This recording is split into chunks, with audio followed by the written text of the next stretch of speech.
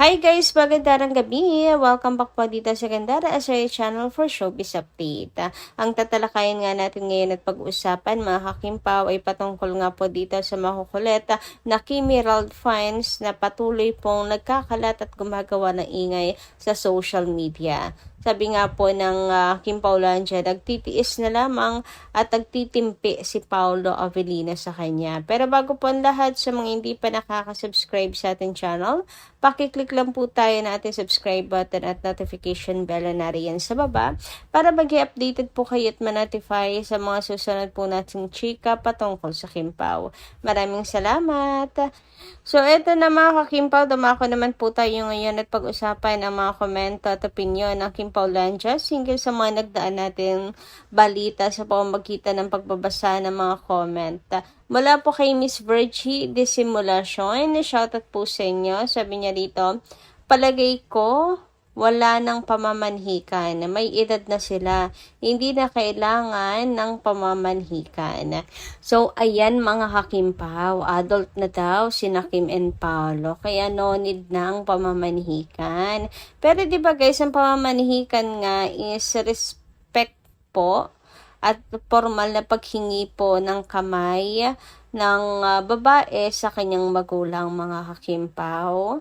And ano na rin siya, pagpupulong ng both the families para magkakilanlan, ganyan. And syempre para alam din po ng pamilya ng babae kung ipagkakatiwala talaga nila ang kanilang anak, etc. Pero alam nyo sa panahon ngayon nga, parang hindi na nga siya uso mga kakimpaw. Sa probinsya, yes, usong-uso pa rin yung pamamanhikan. Pero sa syudad, hindi na mga kakimpaw no? Hindi ko alam rin sa mga mayayaman kung uso ang pamamanhikan mga kakimpaw. And si Kim Chiu ay Chinese, no? Siguro naman ay irerespeto po ni Paolo Avellino ang tradisyon ng mga Chinese. Hindi ko alam kung may pamamanhikan sa Chinese mga kakimpaw. Pero depende pa rin nga yun. Tulad na sabi ko sa tradisyon, ganyan. Kung may pamamanhikan, di mamamanhikan si Paolo Avellino. Kung wala, baka nga hindi naman na kailangan mga kakimpaw. Pero mukhang old school naman si Paolo and ang family ni Paolo Avellino. So, malay nyo, di ba mga ka-KB? Pero kung kayo yung tatanungin, parang much better nga yun, no? Para may bonding yung both families, magkakilanlan po sila, maging close, ganyan.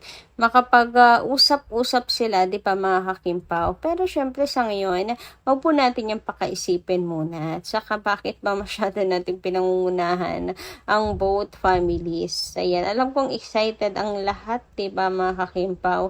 Pero, nasa ano pa rin po yan, desisyon ni Kim and Paolo at the end of the day. So, gusto pa rin natin malaman kung confirm yung proposal na yun sa Paris, di ba mga kakimpaw? And yung private nga na,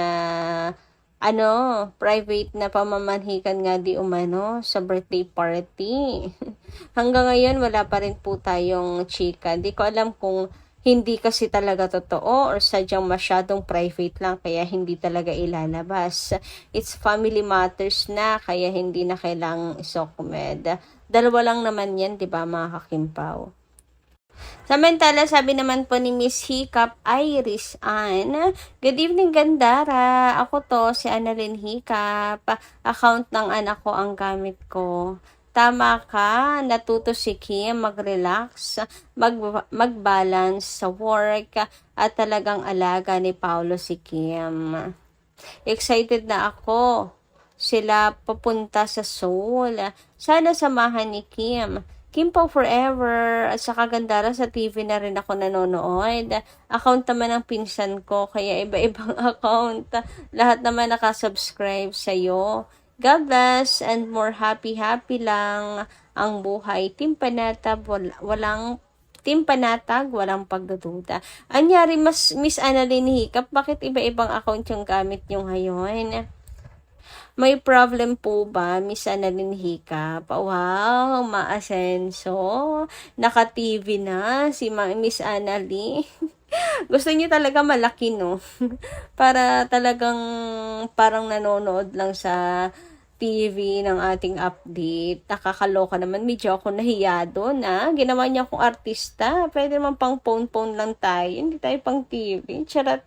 Anyway, ayan, meron po bang signal yung TV niyo, madam? Para, sana pasok po sa ano, TV ratings sa panonood ng The Alibay. Maganda kasi sana kung sa television talaga makakapanood, hindi po online, hindi ano. Puwedeng sabay-sabay kung kaya po mga kakimpaw, pagsabay-sabayin. Yung ibang Kimpawlandias gano'n po ang ginagawa, nanonood sa live, nanonood din po sa Free TV. Kaya gano'n nila kamahal si Chinita Princess at si Paolo Avellino. Grabe nga naman talaga yon na para bang tatlo ang katawan ng Kimpawlandia sabang nanonood sa TV, nanonood sa online, sa cellphone, habang gumagawa ng gawaing bahay. Hoy! Yung totoo. Parang anong daming mata at kamay ng Kim Paulandias. Kung sabagay, hindi nakapagtataka, marami talagang mata ang Kim Paulandia. Kaya even maliliit na detalye, talagang nakikita mga kakimpaw. Nasusoko talaga Anyway, dumako naman nga tayo dito sa post ng Abante mga kakimpaw. Hinggil po dito sa pag-deadman ni Kim Chiu sa issue ng post ni Bella Padilla sa Instagram. So, deadma bells talaga po si Chinita Princess, mga kakimpaw. And syempre, alam niyo ba, yung una nga nating update, may nakapagsabi nga na pinagsiselos lang daw ni Gerald si Kim Chiu. Natawa ako doon, pero totally dead ma rin po si Kimi sa issue na yon mga kakimpaw. Ang dami kayong ginagawa ni Chinita Princess para pansinin sila. Sabi dito, dead ma si Kim Chiu sa issue ng post ni Bella Padilla sa Instagram. May pumiyo kasi na netizens asking Bella kung si Kim ang tinutukoy niya sa IG na tell them the truth. Wala kasing time si Kim na pag-ukulan ng panahon ang sinisay ng mga netizens sa kanila ng ka-friendship niya sa ang Becky. Subsub kasi sa maraming bagay si Kim ngayon. Nakatutok siya sa kanyang business at endorsement. Naku, sa true lang talaga. Maraming bagay. Ika naman ni Kim kaysa maubos ang energy ko dyan sa negativity at upagin ko na lang yung business ko, di ba? Maski naman ako mga kakimpaw.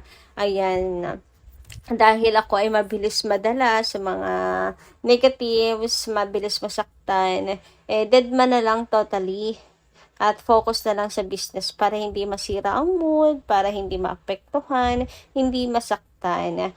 Sabi pa dito, plus ang sunod-sunod na pagtanggap niya ng mga award na tamang-tama sa kanyang 20th anniversary. Uy, nako, check na check.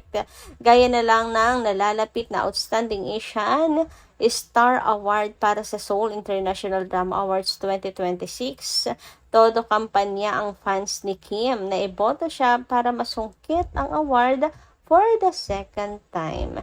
Magandang pang-ingay din naman kasi pag nanalo ulit si Kim in celebration of her 20th anniversary. Pinasalamatan naman ni Kim ang kanyang mga fans sa effort. Sabi ni Kim, thank you at Team KCG Official, may fam for more than a decade. Salamat always for having me back and for always supporting me and rooting for me in any way that you can. And for always wanting the best for me. I feel lucky to have this many support from all groups and fans. Love you all. Post ni Kim sa X. Sigaw ng fan ni Kim, ilalaban ka namin hanggang dulo. Ikaw lagi-lagi pipiliin, Kimi. Iba talaga ang Kim fandom. Ayun nga mga kakimpaw.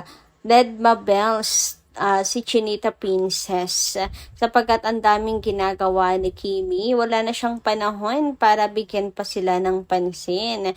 And yung pakulo na yan na pinagseselos lang si Chinita Princess, like haler. Sino siya para magselos? Si Kimi, mga kakimpaw, di ba? Ayan, dead ma sa pakulo. Kahit anong klaseng pakulo pa man yan, wala pong pakialam si Chinita Princess. Sapagkat happy po siya ngayon marami siyang work, maraming blessings at happy din siya sa kanyang love life with Paolo Avellino.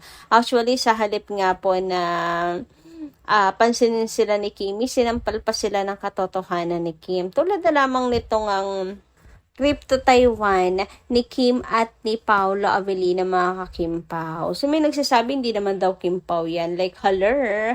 Kitang-kita nyo naman dito kahit blurred tong picture na to. Yung sa sombrero pa lang, di ba? Ayan, dinudukto ko ng cellphone ko. Para bang nakikita nyo na tinuturo ko yung sombrero. Anyway, ayun nga. Yung sombrero dito, kahit po blurred yung picture, kitang-kita po yung sombrero dyan. Napakalinaw. Chinita Princess. Yan. 'Di ba? Yan po yung post ni Kimi sa kanyang IG, mga ka-Kimpaw. And post po na magkakasama po sila with Lupoin WXC Group, mga ka-Kimpaw. Ayan, isang malaking sampal po yan sa inyo. Kahit po blurred yan, kilalang kilala namin si Kim at si Paolo Avellino. Silang dalawa po yan at hindi nyo kami maluloko. Anyway, hanggang dito lang po muna ang ating update. Maraming salamat po sa inyong pakikinigan. Kita kas po muli sa mga susunod natin chika. Maraming salamat. Ingat po palagi.